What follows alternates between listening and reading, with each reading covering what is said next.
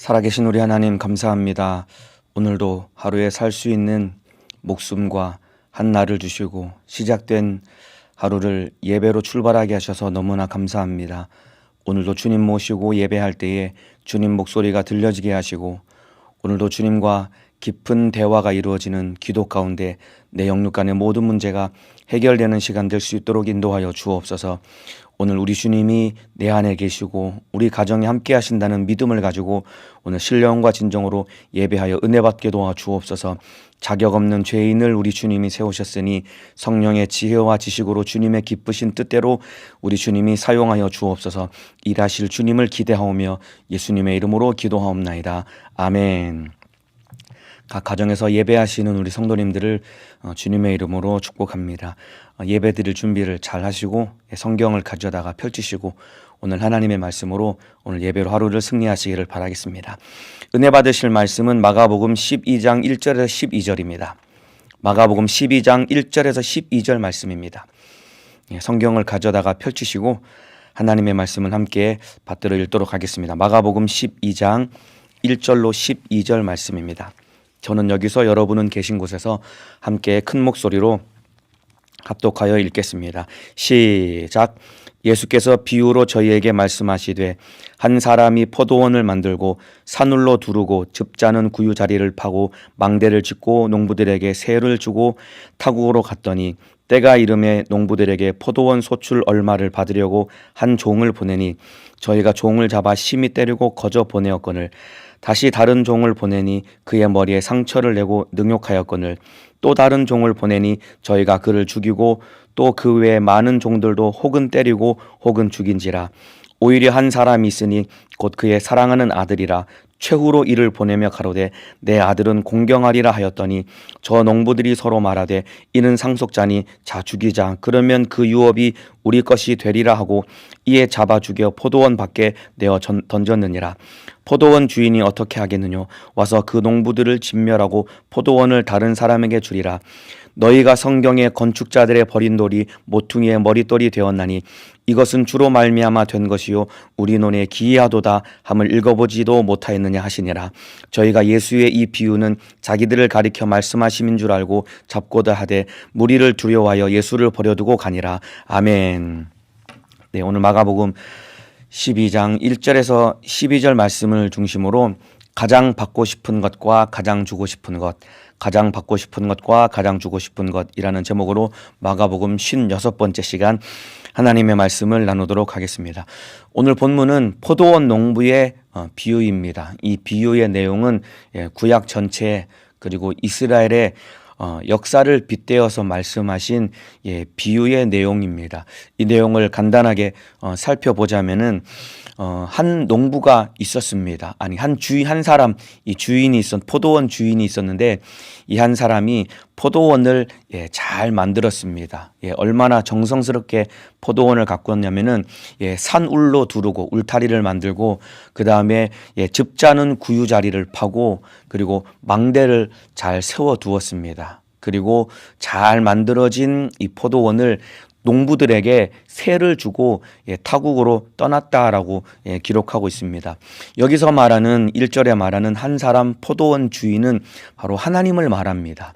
하나님께서 포도원을 만드셨다라는 것은 바로 이스라엘 나라를 상징합니다. 하나님께서 아브라함의 후손을 통해 애굽에서 출애굽시켜서 그들을 하나님의 민족 백성 이스라엘 나라로 하나님이 잘 만드셨습니다. 그리고 만드신 이스라엘 그 나라와 그 민족을 얼마나 사랑하시고 잘 가꾸셨냐면은 산울로 두르고 울타리를 만들고 즙자는 구유를 만들고 그리고 망대를 세워서 적이 오나 도적이 오나 잘 지키는 망대를 만든 것처럼 하나님께서 이스라엘 백성들을 지키시고 보호하시려고 그들에게 율법도 주시고 그리고 제사 제도를 주셔서 하나님이 그들과 상대할 수 있는 신령한 기회를 주셨습니다.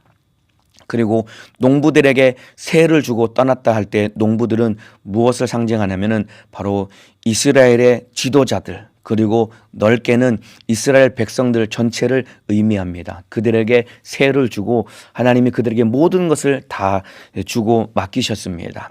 그리고 2절에 보면은 때가 이름에 농부들에게 포도원 소출 얼마를 받으려고 한 종을 보내니, 예, 종을 보냈습니다. 포도원 주인이 농부들에게 소출 얼마를 받으려고 종을 보냈는데, 이 종은 무엇을 상징하냐면은 바로 구약 시대에 하나님의 보내심을 받은 선지자들을 의미합니다. 하나님께서, 예, 이스라엘 백성들에게 때를 따라 선지자들을 보내셨는데, 그런데 안타깝게도 이 농부들이 종들에게 아주 몹쓸 짓을, 예, 저질렀습니다. 처음에 이 종을 보냈을 때, 선지자들을 보냈을 때는 그들이, 예, 보낸 종을, 선지자들을 때렸다라고 기록하고 있습니다.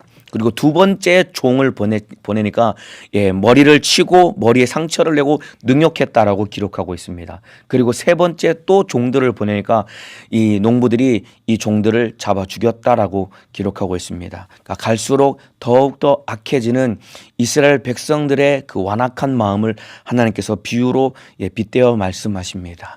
자, 그러니까 그리고 나서 6절에 보면은 오히려 한 사람이 있으니 곧 그의 사랑하는 아들이라 최후로 이를 보내며 가로되 내 아들은 공경하리라 하였더니, 마지막으로 그의 사랑하는 아들을 보냈는데 이 아들은 바로 예수 그리스도를, 예, 의미합니다. 그런데 6절에서 8절 내용을 보면은 이 농부들이 마지막으로 보낸 이 아들을, 예, 결국은, 예, 죽여서 포도원 밖에 내쳐버립니다. 이 짧은 이 비유의 내용은 이 구약 전체의 역사를 말씀하신 거고, 또 마지막 아들을 보내서 아들을, 예, 죽여서 포도원 밖에 내쳤다라는 이야기는, 예, 잠시 후 이제 불과 며칠 뒤에 그 아들인 예수님께 일어난 일을, 예, 말씀하고 계시는 겁니다. 그러니까 이 내용 전체는 굉장히 가슴 아프고 슬픈 이야기입니다. 구약 전체에 하나님으로부터 등을 돌렸던 이스라엘 백성들의 가슴 아픈 역사를 말씀하셨고, 또 이 비유를 말씀하시는 예수님께서 이제 자기 자신에게 불과 얼마 후, 잠시 후 며칠 뒤에 예수님에게 닥쳐질 일을 예수님이 하신 말씀인데, 굉장히 슬픈 이야기인데 예수님이 그들 앞에서 덤덤하게, 예, 말씀하고 있는 내용입니다. 제가 오늘 설교를 준비하면서 이 비유를 읽고 제 안에 든 생각이, 예, 있었는데, 그것이 무엇이냐면은 하나님은 우리 인간에게 이렇게 수도 없이 많이 당하셨는데 무슨 일이 일어날 줄 다 아시면서도 속아주시듯 마지막 아들을 보내시면서 다시 한번 인간에게 이렇게 기회를 주시는구나 하는 그 하나님의 진실한 마음을 제가 언뜻 엿볼 수 있었거든요.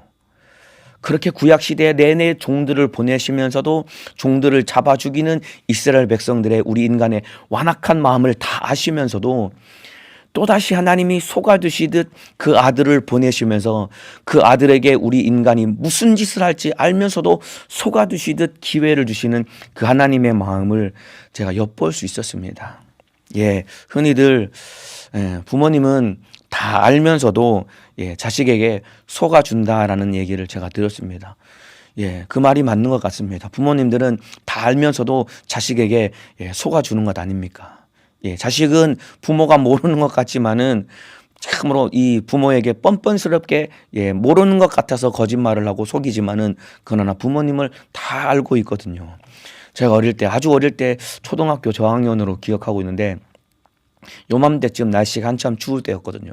제가 막 콜록콜록거리면서 감기가 걸렸었는데, 내 엄마가 저 밖에 나갈 때 엄마한테 엄마 나 100원만 주세요. 맨날 하는 얘기가 100원만 달라 그랬거든요. 100원이면은 새우깡도 사 먹을 수 있고 뭐 과자도 사 먹을 수 있고 뭐든지 다 할 수 있는데 100원이었거든요. 엄마 100원만 주세요 해서 100원을 받아가지고 나갈 때 엄마가 저한테 야, 너 추우니까 감기 걸렸으니까 절대로 이 아이스크림, 그때는 하드라거든, 하드 사 먹으면 안 돼! 라고 얘기했거든요. 근데 친구들하고 놀다가 추워서 막 콜록거리고 콧물이 나는데도 그 아이스크림을 먹고 싶어가지고 결국은 100원을 주고 그 막대기 달려있는 그 아이스크림을 사서 먹고 친구들과 놀다가 들어왔거든요. 근데 제 기억에 엄마가 제가 아프고 하니까 이 대야에다가 물을 받아놓고 저를 씻겨주는데 엄마하고 이제 얘기를 하니까 입에서 아이스크림 냄새가 날 거 아니에요. 엄마가 저한테 너 하도 사 먹었지? 라고 엄마가 저를 다그치듯이 말씀하셨는데 제가 아니라고 손살이 치면서 뻔히 들킬 거짓말을 했는데 엄마가 그때 그냥 넘어가시더라고요. 막 혼내킬 만도 하는데 그냥 넘어가시더라고요. 지금 생각해 보면은 엄마가 뻔히 알면서도 속아주셨구나라는 생각을 했었습니다. 아마 엄마가 부모님이 자녀들을 향해서 마치 법정에 판사가 판결하듯이 자녀들이 잘못했을 때마다 자녀들을 혼내키고 그렇게 나무라고 판결하듯이 했다라고 한다면은 아마 누적된 죄값으로 모든 자녀들은 무기징역 내지는 사형 판결을 피할 수 없는 부모님 앞에 그런 죄악, 극악무도한 죄인임에도 불구하고 다 알면서도 속아주듯 넘어가는 이유는 왜 그러냐면은 자식들을 사랑하니까 그런 것 아니겠습니까? 이와 똑같이 하나님도 우리를 뜨겁게 사랑하시기 때문에 수도 없이 당했지만은 속아주듯 하면서도 다시 한번 기회를 주시는 것은 우리 인간을 사랑하기 때문인 것입니다, 여러분. 하나님은 우리 인간이 내가 어떤 인간인지를 다 알고 계시는 분입니다. 내 마음을 훤히 들여다보시기 때문에 내가 어떤 인간인지를 다 알고 계십니다. 그럼에도 불구하고 그렇게 세상 말로 하나님의 뒤통수를 칠 때가 한두 번이 아님에도 불구하고 참고 기다리시면서 기회를 주시는 것은 하나님은 나를 포기할 수 없기 때문이다 이 말입니다. 자식에게 그렇게 속아주면서도 그렇게 알면서도 속아주는 부모의 마음처럼 그렇게 속고 당하면서 참으로 우리 인간에게 뒤통수를 맞듯이 속고 당하면서도 참고 기다리면서 기회를 주시는 것은 하나님이 우리 인간을 사랑하시고 포기할 수 없기 때문입니다. 오늘 그 하나님께 돌아오는 신령하고 귀한 시간 되시기를 예수님의 이름으로 축복합니다. 2절에 보면은 때가 이름에 농부들에게 포도원 소출 얼마를 받으려고 한 종을 보내니라고 기록하고 있습니다. 포도원을 잘 만들고 가꾼 다음에 농부들에게 세를 주고 주인이 떠난 다음에 소출 얼마를 받으려고 또 종들을 보냈다라고 기록하고 있습니다. 종들을 보내서 소출 얼마를 받으려고 했는데 여기서 말하는 여러분 소출 얼마가 무엇을 의미할 것 같습니까, 여러분? 소출 얼마를 받으려고 종들을 보내는데 소출 얼마의 의미가 무엇일 것 같습니까? 실적을 의미할까요? 너 포도 몇 박스 땄어? 이번에 포도 몇 박스 땄어? 네가 포도 이번에 딴 포도 몇 송이야? 이런 의미를 말하는 것일까요? 그런 의미처럼 보일 수도 있을 겁니다. 너 포도 몇 박스 땄어? 여러분 이런 의미 이런 말처럼 들릴 수 있겠지만 그게 아닙니다, 여러분. 하나님이 우리에게 원하시는 것은 너 제사의 제물 뭘로 드렸어? 너 11조 얼마나 드렸어? 너 율법 얼마나 철저하게 지켰어? 이거를 원하는 게 아니다 이 말입니다. 이미 이런 것들은 이 당시 바리새인들이 여러분 열심을 내서 철저히 지키고 있던 것들이 다 이런 것들입니다, 여러분. 눈에 보이는 결과물, 눈에 보이는 실적. 여러분 이들이 철저하게 제사를 드렸고 11조를 철저하게 드렸고 율법으로는 흠이 없도록 열심히 율법을 지켰던 것이 이 당시 바리새인들, 서기관들, 이스라엘 백성들의 삶이었다 이 말입니다. 하나님은 이런 것을 원하는 게 아닙니다. 그래서 여기서 말하는 소출 얼마, 주인이 농부들에게 원했던 소출 얼마는 무엇을 의미하냐면은 바로 이스라엘 백성들의 마음을 의미하는 겁니다. 하나님을 떠난 이스라엘 백성들의 마음을 의미하는 겁니다. 더 넓게 의미를 따지자면은 이스라엘 백성들 자체를 의미하는 겁니다. 그러니까 하나님이 우리에게 원하시는 것은 실적이나 결과물, 소출 이런 실적이나 결과물을 원하는 것이 아니라 우리의 마음을 원하고 하나님을 떠난 우리의 마음을 돌이키기를 원하시는 것이고 우리 자신을 하나님께 드리기를 원하시는 것이 우리를 향한 하나님의 마음인 것이다 이 말입니다. 이해가 되시면 아멘 하시겠습니다. 그래서 여러분 하나님께서 하나님을 떠난 이스라엘 백성들의 마음을 돌이키시려고 수많은 선지자들을 보내서 그들에게 말씀하셨던 것이 회개하라 바로 이 말씀이다 이 말씀이다 이 말입니다, 여러분. 선지자들을 보내서 하나님의 마음을 떠난 이스라엘 백성들 향해서 회개하라 회개하라 계속 외쳤는데, 회개하라라는 말의 의미는 마음을 바꾸라, 돌이키라라는 말이 회개하라라는 말의 의미인 것입니다. 예, 입술로 죄를 자백하고 고백하는 것도 회개이지만은 진짜 본질적인 회개의 의미, 회개하라는 말의 의미는 너의 마음을 돌이키라, 마음을 바꾸라라는 말이 바로 회개하라는 말의 의미인 것입니다. 그러니까 하나님이 참으로 종들을 보냈다라는 것은 이스라엘 백성들에게 선지자를 보내서 하나님이 애타게 그토록 원하시고 바라셨던 소출의 얼마는 무엇을 의미하냐면 이스라엘 백성들의 마음, 바꾸고 말하면 이스라엘 백성들 그 자체를 하나님이 원하셨다 이 말입니다. 그런데 안타깝게도 그들이 마음을 돌이키지 않고 회개하지 않았습니다. 이것이 구약 전체의 역사인 것입니다. 종들을, 선지자들을 계속 보냈는데 그들이 그 마음을 돌이킨 게 아닙니다. 오늘 사는 우리에게도 똑같습니다, 여러분. 하나님이 우리에게 원하시는 것은 내가 열심을 내서 얻은 결과물이나 실적을 원하는 게 아닙니다, 여러분. 오늘을 살고 있는 우리에게 하나님이 원하시는 것은 내가 열심을 내서 얻은 결과물이나 실적을 원하시는 것이 아니다 이 말입니다. 생각을 해보세요. 하나님은 내가 열심을 내서 최대한 실적을 많이 올려야 될 만큼 하나님은 능력이 부족한 분이 아니다 이 말입니다. 하나님이 능력이 부족해서 너 조금만 더 열심히 해라, 조금만 더 노력해라, 그래서 우리가 실적을 열심히 노력을 해서 실적을 내야 될 만큼 하나님이 능력이 부족한 분이 아니다 이 말입니다. 보험회사의 지점장처럼 밑에 있는 사원들이 열심히 발로 뛰어가지고 실적을 내야 자기 소득이 많아지는 것처럼 하나님은 그런 분이 아니다 이 말입니다. 능력이 부족해서 우리가 실적을 내서 열심을 내서 실적을 내야 될 만큼 그런 능력이 부족한 분이 아니다 이 말입니다. 우리가 없어도 하나님은 모든 일을 할 수 있는 전능하신 분이다 이 말입니다.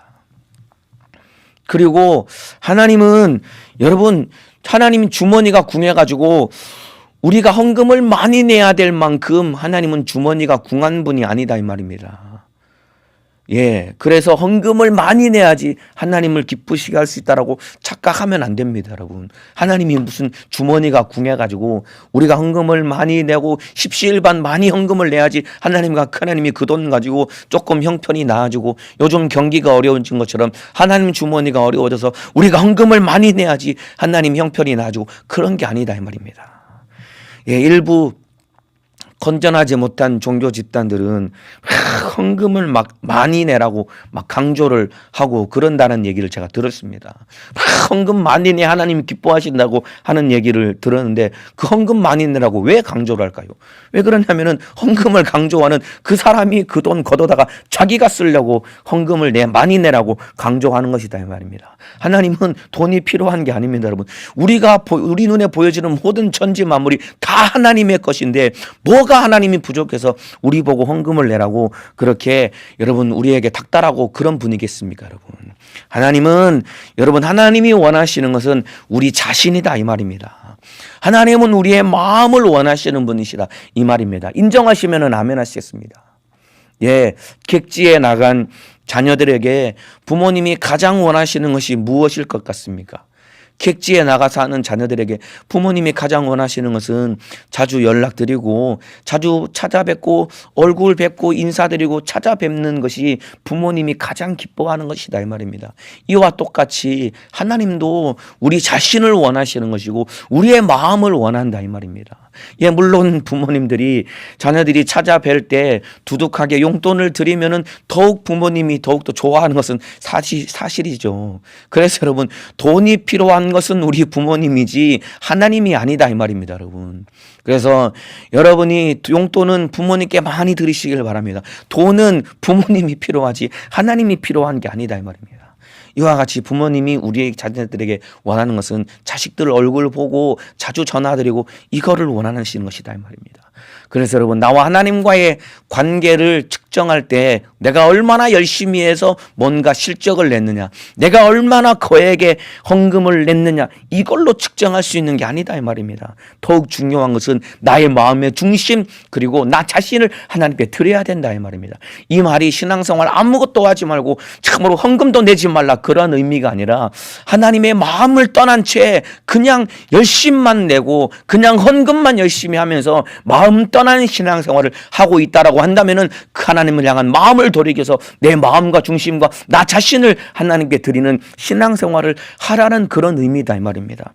여러분, 사무엘이 사울 왕에게 뭐라고 책망했냐면은 사무엘상 15장 22절에 순종이 제사보다 낫고 듣는 것이 수양의 기름보다 나음이라고, 여러분 참으로 하나님 말씀에 불순종하고 그리고 짐승을 잡아서 하나님께 제사 드리려고 그렇게 자기의 불순종을 그렇게 뒤집어 씌웠던 사울 왕을 향해서 사무엘이 무섭게 책망한 것은 순종이 제사보다 낫고 듣는 것이 수양의 기름보다 나으니, 그러니까 보여지는 제사 행위 그리고 수양의 기름을 가장 기름진 것을 드리는 그런 너의 행위나 그런 것들이 중요한 것이 아니라 순종을 하나님이 원하시고 듣는 것을 하나님이 기뻐하신다는 것은 하나님은 너의 마음을 원하는 것이다라고 강력하게 촉구하고 그를 책망하고 있는 것이다 이 말입니다. 그러니까 하나님이 나에게 가장 원하시는 것은 내 마음의 중심 그리고 나 자신을 우리 주님이 드리기를 원하시는 것이다 이 말입니다.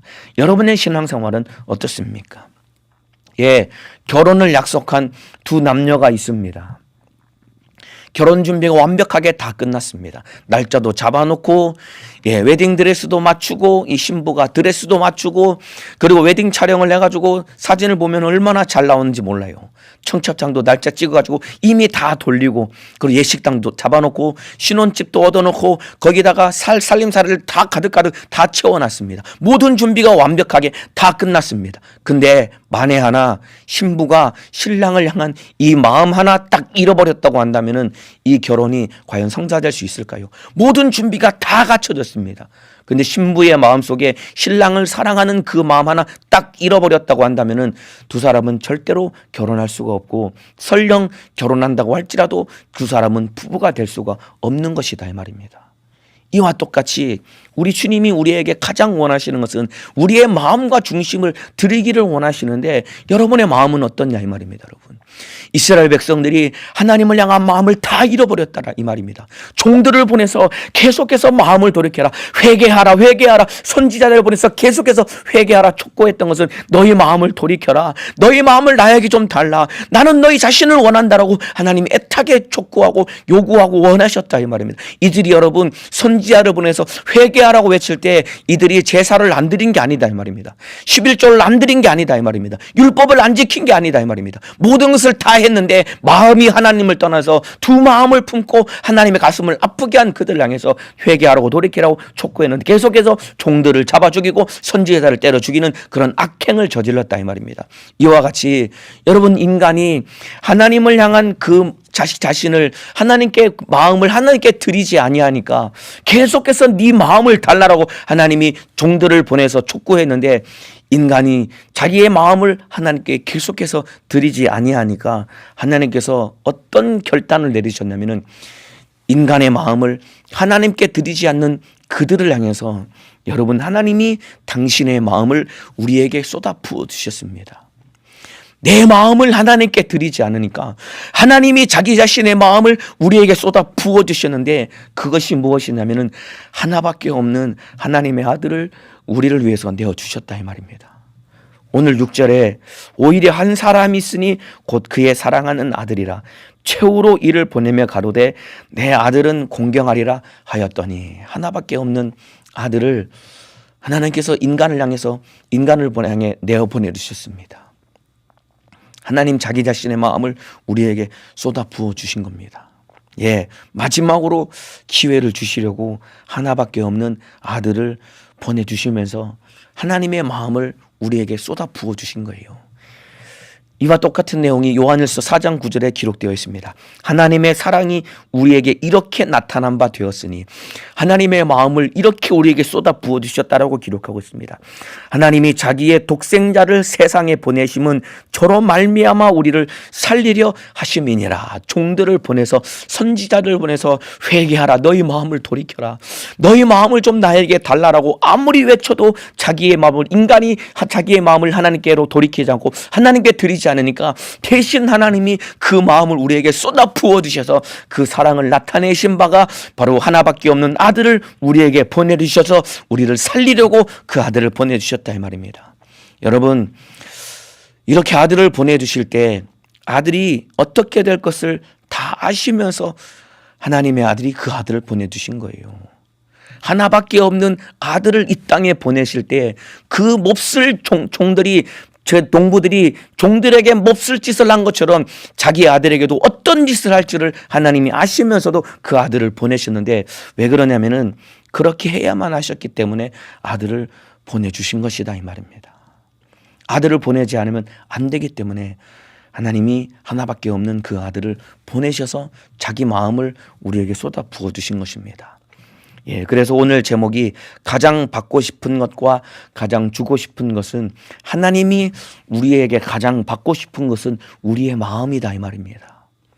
그리고 하나님이 우리에게 가장 주시고 싶어 하는 것은 바로 하나님의 마음, 바로 하나밖에 없는 자기 아들을 우리에게 주시고 싶어 하는 것이다 이 말입니다. 이와 똑같이 반대로 우리가 하나님께 가장 받고 싶어 해야 되는 것은 하나님의 마음과 그 아들을 우리가 가장 갈망하고 소망하고 받고 싶기를 소망해야 된다 이 말입니다.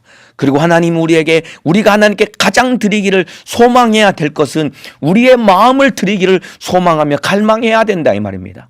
그래서 가장 받고 싶은 것과 가장 주고 싶은 것, 하나님과 나와 사이에서 내가 하나님께 가장 드리고 싶고 내가 하나님께 가장 받고 싶어 하는 것, 그리고 하나님이 나에게 가장 받고 싶어 하고 하나님이 나에게 가장 주고 싶어 하는 것, 이것이 딱 맞아떨어져서 참으로 나는 하나님께 마음을 드리고 나는 하나님의 마음을 받아들여서 하나님이 주신 그 아들 안에 있는 생명을 받아 누려서 영생을 누리는 믿음의 사람이 되어야 된다 이 말입니다. 그런 복된 믿음의 사람 되시기를 예수님의 이름으로 축복합니다. 그 마음을 참으로 우리 인간이 자기의 마음을 하나님께 드리지 아니하니까 하나님이 선택을 하셔서 그 마음을 쏟아 부어주셔서 아들을 내어주셨는데, 여러분 안타깝게도 이 참으로 어리석고 미련한 이 농부, 우리 인간들이 그 아들에게 무슨 몹쓸 짓을 했냐면 7절 8절입니다. 저 농부들이 서로 말하되 이는 상속자니 자 죽이자, 그러면 그 유업이 우리 것이 되리라 하고 이에 잡아 죽여 포도원 밖에 내어 던졌느니라 라고 기록되어 있습니다. 아들을 잡아 죽여서 포도원 밖에 내어 던졌다라고 기록하고 있습니다. 여러분, 시체가 매장되지 못한 채 포도원 밖에 내어버린 것은 굉장히 이 모독적인 행위입니다. 오늘날에도 시체를 유기한 죄죠. 예, 이와 똑같이 이 포도원 밖에 내어 던진 것은 굉장히 모독적이고 모욕적인 행위를 한 것과 똑같이, 여러분 이스라엘 백성들이 하나님의 아들이 이 땅에 오셨을 때 무슨 짓을 했냐면은 포도원 밖에 내어 던진 것처럼 여러분 예수님도 예루살렘 성 밖으로 쫓겨나서 여러분 십자가에 못 박혀 피 흘려 죽으셨다 이 말입니다. 하나밖에 없는 아들, 상속자가 왔다라는 것은 바로 주인이 왔다라는 그런 의미입니다. 아들이 왔다는 것은 주인이 온 것과 똑같은 의미입니다. 주인이 왔는데 이 주인을 거절한 거예요. 이스라엘 백성들이 예수님을 거절한 것입니다. 여러분, 예수님을 거절하는 것이 가장 큰 죄입니다. 여러분, 죄 중에 가장 큰 죄는 무엇이냐면은 예수님을 거절하는 것이 가장 큰 죄입니다. 여러분, 이 죄가 바로 사함받지 못하는 죄가 예수님을 거절하는 죄입니다. 여러분, 왜냐하면 예수님을 거절하는 순간 모든 기회를, 마지막 기회가 예수님인데 예수님을 거절하는 것이 가장 큰 죄고, 예수님을 거절하면은 그 뒤에 어떠한 기회도 없기 때문에 이 죄가 사함받지 못하는 죄를 저지른 것이다 이 말입니다. 보세요, 여러분, 오늘도 예수님은 오늘을 살고 있는 저와 여러분에게 소출 얼마를 받으시려고 오늘 예수님이 우리를 찾아올 것입니다. 예, 내가 일하는 일터에, 그리고 여러분이 계시는 가정에, 그리고 길을 걸을 때, 언제 어디서 누구를 만나 무엇을 할지라도 오늘 예수님이 저와 여러분에게 소출 얼마를 받으시려고 오실 것입니다. 그때 내가 무엇을 드려야 되냐면은 내 마음을 하나님께 드려야 된다 이 말입니다. 우리 주님은 내 마음을 받기를 원하신다 이 말입니다. 여러분, 이 예수님을 거절하면 안 됩니다. 내 마음을 받기를 원하셔서 내가 집에 있을 때, 직장에서 일터에서 일할 때, 길을 걸을 때, 누구를 만나서 무엇을 할지라도 우리 주님은 나의 마음을 받기를 원하셔서, 소출 얼마인 나의 마음을 받기를 원하셔서 나를 찾아오실 때 이 예수님을 거절하면 안 된다 이 말입니다. 이것이 가장 큰 죄가 되는 거예요. 다른 게 죄가 아니라 참으로 내 마음을 받기를 원하시는 예수님을 거절하는 것이 가장 큰 죄입니다. 여러분, 내 마음이 예수님께, 내 마음이 예수 안에 없기 때문에 내가 죄를 짓는 것이다 이 말입니다. 내 마음이 예수님께만 있다라고 한다면 나는 죄를 지을 수가 없는 거예요. 잘 생각을 해보세요. 여러분이 덜컥 죄를 지을 때 여러분의 마음이 예수님께 있었는지 아니면 예수님 안에 없었는지 한번 생각을 해보시길 바랍니다. 내 마음이 예수님께 있으면 나는 죄를 지을 수 없다 이 말입니다. 그런데 내 마음이 예수님을 떠났기 때문에 수많은 이런 더러운 죄를 저지르는 것은 내 마음이 예수 안에 예수님을 떠났기 때문이다 이 말입니다. 예, 남편만 그렇게 사랑하는 여자가 어떻게 다른 남자에게 눈을 돌릴 수 있겠습니까? 남편만 뜨겁게 사랑하는 여자는 다른 남자에게 눈을 돌리지 않아요. 이와 똑같습니다. 내 마음의 중심이 예수님께만 고정되어 있고 내 마음의 중심이 예수님 안에만 있다고 한다면 나는 어떠한 죄도 넉넉히 이길 수 있는데, 오늘 우리 주님이 나에게 소출 얼마를 받으시려고 오시는데 주님이 나에게 원하시는 것은 내 마음이고 내 마음을 주님께 드려야 된다 이 말입니다. 그래야 죄를 이기고 주님의 뜻대로 살 수 있습니다.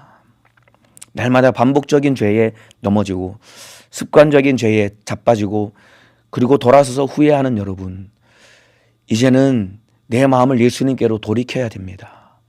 혹시라도 저와 여러분의 신앙생활이 구약시대 이스라엘 백성들처럼 꼬박꼬박 제사도 드리고 꼬박꼬박 11조도 드리고 참으로 율법을 지킨다고 애쓰고 노력한다고 하지만은 딱 하나 마음이 하나님을 떠난 그런 이스라엘 백성들과 똑같이 나도 11조도 드리고 예배도 드리고 겉으로 보기에는 예수 믿는 자처럼 종교적인 행위는 다 하고 있는데 내 마음 하나 딱 하나 예수님을 떠났다고 한다라고 한다면은 나는 예수님과 상관없이 날마다 죄에 빠져 주님과 주님 뜻대로 살지 못하는 그런 안타까운 자가 될 수밖에 없는 것이다 이 말입니다. 마음과 중심을 하나님을 겨냥하고 내 마음이 하나님 안에 있어야 된다 이 말입니다. 예, 아들을 거부하고 죽인 이 농부들의 최후 주인이 진멸해 버렸습니다. 9절에 보면은 포도원 주인이 어떻게 하겠느냐, 와서 그 농부들을 진멸하고, 아들을 거부하고 죽인 농부들을 이 주인이 진멸해 버렸습니다. 예, 이와 같이 여러분, 예수님을 거부하고 버리면은 하나님의 심판을 피할 수가 없습니다, 여러분. 예수님을 거부하면 하나님의 심판을 피할 수가 없어요. 아들을 거부하면 기회는 영원히 끝입니다. 오늘 우리 주님이 나를 찾아오실 때 그 예수님을 거부하면 안 됩니다. 참으로 예수님의 마음을 받아들이고 나도 내 마음과 중심을 예수님께 드려야 됩니다. 여러분, 오해하시면 안 됩니다. 하나님이 나를 버리는 게 아니에요. 하나님이 우리를 버리는 게 아닙니다. 아니, 아들까지 내어주시기까지 우리를 사랑하신 하나님이 어떻게 내 영혼을 버리겠습니까? 하나님이 나를 버리는 것이 아니라 죄가 나를 심판받게 하고 죄가 나를 버림당하게 하는 것이다 이 말입니다. 그렇기 때문에 주님 앞에 죄를 자복하고 회개하고 돌이켜서 예수님께 내 마음을 드려야 내 영혼이 살 수 있는 것이지, 하나님이 나를 버리는 것이 아니라 죄가 나를 버림받게 하고 죄가 나를 심판받게 해서 영원히 망하게 하는 것이기 때문에 이제는 마음을 돌이켜서 내 마음과 중심을 하나님께 드리는 믿음의 사람 되시기를 예수님의 이름으로 축복합니다. 자, 그리고 포도원을 다른 사람에게 주리라라고 무서운 이 경고의 말씀을 우리 하나님이 말씀하고 계십니다. 여기서 나오는 포도원은, 처음에 나오는 포도원은 이스라엘 나라를 상징하는 것이지만은 9절에 나오는 포도원은 무엇이냐면은, 이 포도원은 두 가지 의미가 있습니다. 이스라엘이라는 나라를 상징하면서 또 하나는 구원의 은혜를 상징하는 것이 바로 포도원입니다. 그러니까 포도원을 다른 사람에게 주리라라는 말은 이스라엘이 예수님을 거부하니까 구원의 은혜가 이방인에게 전해졌다라는 그런 의미를 말씀하고 계시는 겁니다. 그러니까 이스라엘이 구원의 은혜와 예수 그리스도를 빼앗겨 버린 겁니다. 예수를 거절하니까, 예수를 거부하니까 그것을 빼앗아서 이방인에게 주어서 오늘 살고 있는 저와 여러분이 이렇게 구원을 받은 것입니다. 그러니까 여러분, 하나님이 은혜를 주실 때 아멘하고 우리가 받아들여야 됩니다. 하나님이 은혜를 주실 때 아멘하고 받아들여야 됩니다. 하나님의 뜻은 참으로 내가 아니면은, 내가 불순종하고 내가 받아들이지 않으면은 다른 사람을 통해 이루어지고, 하나님은 다른 사람을 통해서 일하시는 분입니다. 내가 거절하면은 다른 사람이 사용당하는 거예요. 여러분, 하나님은 나 아니어도 얼마든지 누구를 통해서든 일하실 수 있는 분이십니다. 아까 말씀드린 것처럼 하나님이 능력이 부족해서 나 하나 붙들고 사용하셔야 되는 분이 아니다, 이 말입니다. 그래서 나 아니면 안 된다. 나 아니면 누가 이걸 하겠어? 나 아니면 절대로 안 된다. 여러분, 이런 말처럼, 이런 생각처럼 교만한 마음, 교만한 생각은 없는 겁니다, 여러분. 나 아니면 안 된다. 나 아니면 누가 이걸 하겠어? 여러분, 이것보다 더 교만하고 어리석은 생각은 없습니다. 나 아니어도 하나님은 누구를 통해서든 참으로 하나님의 일을 넉넉히 하실 수 있다, 이 말. 그러니까 침례 요한이 여러분 참으로 아브라함의 자손이다라는 자부심을 가졌던 이 바리새인들과 서기관들을 향해서 하나님이 이 돌들로도 아브라함의 자손을 만들 것이다라고 무섭게 그들을 책망하고 질타했던 것과 똑같이 나 아니어도 하나님은 얼마든지 주의 일을 할 수 있기 때문에 여러분, 은혜 베풀어 주시는 우리 주님의 마음, 하나님의 마음을 내가 받아들이고 내 마음과 중심을 하나님께 드리고 하나님을 얻고 주님의 은혜 안에서 살아가는 믿음의 사람이 되어야지, 내가 잘난 줄 알고 하나님의 마음을 받아들이지 아니하고 구원의 은혜와 예수 그리스도를 배제한 채 내 열심으로 살려고 하면은 결국 나는 비참하게 망할 수밖에 없는 그런 교만한 자가 될 수밖에 없는 것이다, 이 말입니다. 그렇기 때문에 하나님의 마음을 받아들이고 우리 주님 은혜 안에서 겸손하게 주님 뜻대로 사는 믿음의 사람 되시기를 예수님의 이름으로 축복합니다. 이제 마지막 10절 11절 말씀드리고 마치도록 하겠습니다. 10절에 너희가 성경에 이 비유를 말씀하신 다음에 마지막 결론처럼 예수님이 하신 말씀입니다. 너희가 성경에 건축자들의 버린 돌이 모퉁이의 머릿돌이 되었나니 이것은 주로 말미암아 된 것이요 우리 눈에 기이하도다 함을 읽어보지도 못하였느냐 하시니라 라고 우리 주님이 마지막 이 포도원 농부의 비유를 말씀하시면서 마지막 내린 결론인데, 이 말씀은 시편 118편 22절에서 23절 내용을 말씀을 인용한 말씀입니다. 그러니까 보세요. 성경에 건축자들의 버린 돌이 모퉁이의 머릿돌이 되었나니, 이 말은 무슨 말이냐면은 여러분, 예수님은 유대인들에게는 여러분 버린 돌 취급 당하셔서, 유대인들에게는 예수님이 버린 돌 취급을 당하셔서 십자가에 못 박혀 비참하게 죽으셨습니다. 그런데 유대인들에게는 버린 돌 취급당했던 예수님이었지만은 하나님은 부활의 능력으로 예수님을 다시 살리셔서 참으로 모퉁이의 머릿돌이 되게 하셔서 우리의 영원한 생명의 주인이 되게 하신 것이다, 이 말입니다. 이 사실 믿고 인정하시면은 아멘 하시겠습니다. 여러분, 유대인들은 예수님을 버린 돌 취급을 해서 비참하게 예루살렘 성문 밖으로 끌고 가서 예수를 십자가에 매달아 죽였지만은 하나님은 부활의 능력으로 예수님을 다시 살리셔서 모퉁이의 머릿돌과 같이 영원한 생명의 주인이 되셔서 우리의 구주가 되셨고 우리의 구원의 주가 되신 분이시다, 이 말입니다. 여러분 여기서 말하는 모퉁이의 머릿돌은 무엇을 의미하냐면은 이 당시에 건물은 여러분 거의 다 이 돌을 쌓아서 건물을 지었습니다. 요즘에는 콘크리트를 부어가지고 콘크리트로 건물을 짓지만은 이 당시에는 돌을 쌓아서 건물을 지었는데, 건물을 지을 때 가장 중요한 기초석이 되는 돌이 바로 머릿돌입니다. 그러니까 돌을 쌓아서 건물을 지을 때 모서리에 머릿돌을 딱 두고 그 머릿돌이 기준이 되고 그 머릿돌을 시작으로 해서 다른 돌들을 쌓아서 건물이 지어지고 완성되는 거예요. 그러니까 머릿돌이 모든 건물의 기초가 되고 그 시작점이 되는 것이 바로 모퉁이의 머릿돌이다, 이 말입니다. 이와 같이 여러분, 예수님은 교회의 머릿돌이 되신 분이십니다. 예수님을 통해서 교회가 시작된 것입니다. 아멘이시죠? 또 있습니다, 여러분. 예수님이 우리 인생의 머릿돌이다, 이 말입니다, 여러분. 우리 인생은 예수님을 시작으로 출발해야 된다, 이 말입니다.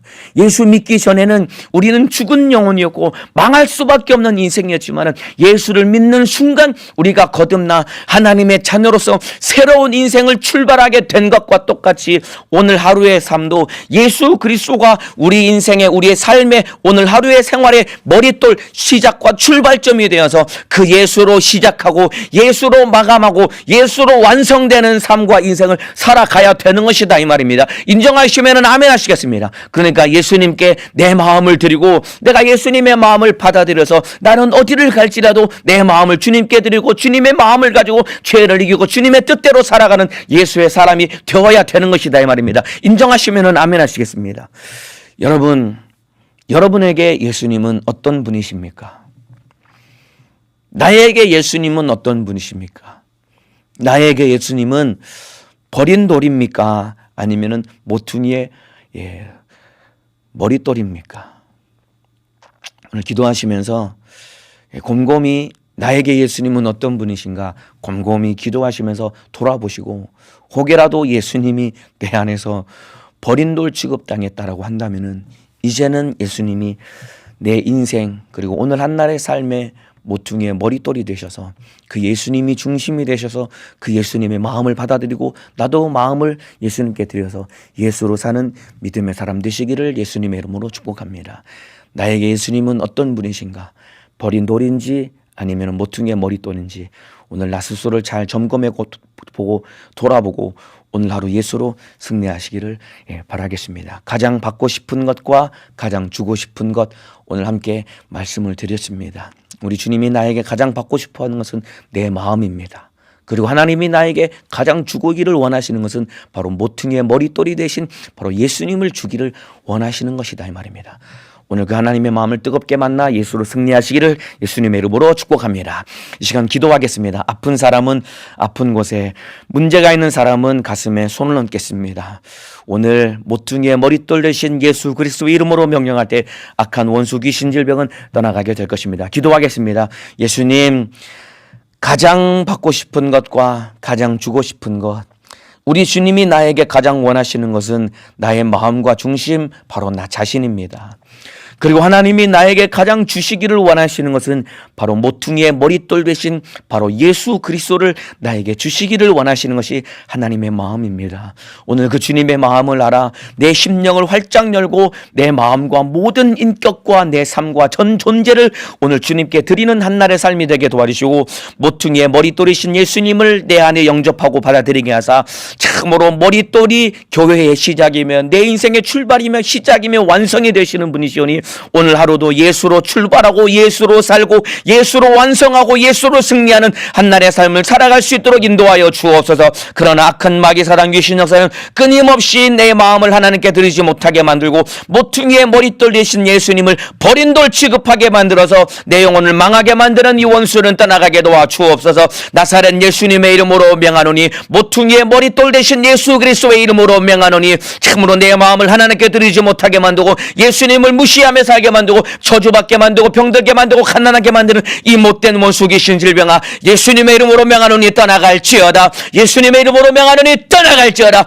떠나갈지어다. 떠나갈지어다. 떠나갈지어다. 떠나갈지어다. 떠나갈지어다. 떠나갈지어다. 떠나갈지어다. 우리 주님, 나간 귀신은 다시는 들어오지 못하게 도와주시고 오늘 한날도 모퉁이의 머릿돌 대신 예수님 모시고 예수로 출발하고 예수로 승리하고 예수로 완성되는 한날의 삶과 우리 인생이 될 수 있도록 인도하여 주옵소서. 날씨가 춥습니다. 한 사람도 감기 걸리지 않게 하시고 코로나 바이러스에 감염되지 않게 하시고 염려 근심 걱정 주님께 맡기고 오늘 하루도 승리하게 하시고 주의 사자도 영육간의 강건함으로 주님의 기쁘신 뜻대로 사용하여 주시옵소서. 우리 두 손 높이 들겠습니다. 애절하고 간절한 마음으로 주여 삼창하고 기도하시겠습니다.